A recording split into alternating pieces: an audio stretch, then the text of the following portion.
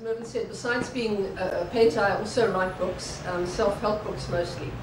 And it's been great to see those. I think some of them are translated now in 14 different languages, which is awesome. However, most authors will tell you that there's a long way between writing a book and between J.K. Rowling. So most of the time we write for love, certainly at the moment not for money.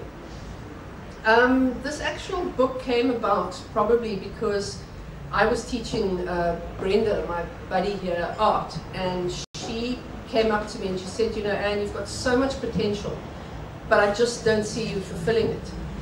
Can I give you free life coaching lessons? And I'm like, yeah, right, you know.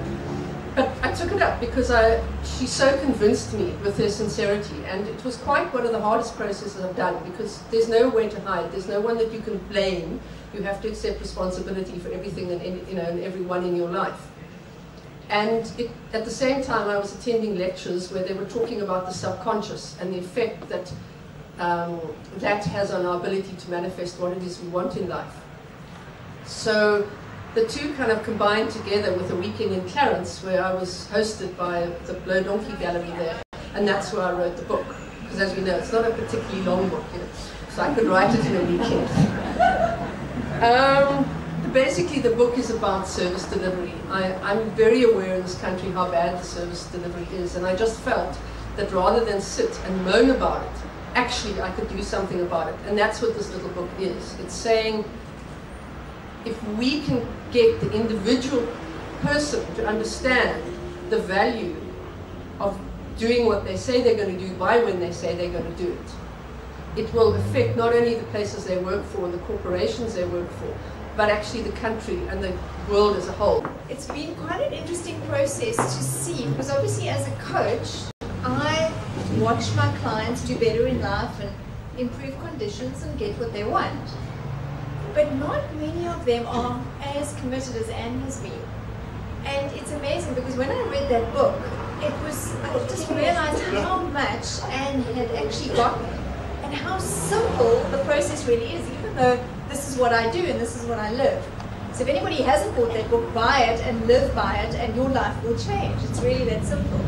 But for me, what's been amazing is to see Anne move from her little garage, where she was doing really beautiful art, not making money out of it, and now moving towards writing the next book, which is about being an artist and living in abundance, and simply based on the principles that it is that she teaches. So just to say congratulations, Anne. You are such an inspiration, not only for me, but for everybody that reads your work.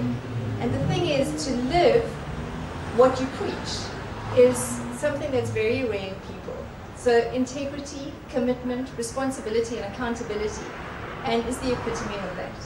Congratulations, Anne. Thank you. The Ambitious Sheep.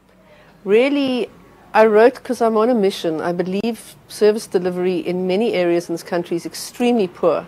And rather than stand on the side and moan about it, I felt that if I could show people that doing what they say they're going to do by when they say they're going to do it is personally beneficial, i.e. not just benefiting the person they work for, but actually is going to help grow them as people, empower them as people, it made a huge amount of sense to me to tackle it from that viewpoint. So that's why I've written the book. I want to improve service levels in this country. I want people to have better self-esteem. I want people to move out of blaming, move from victim to victor.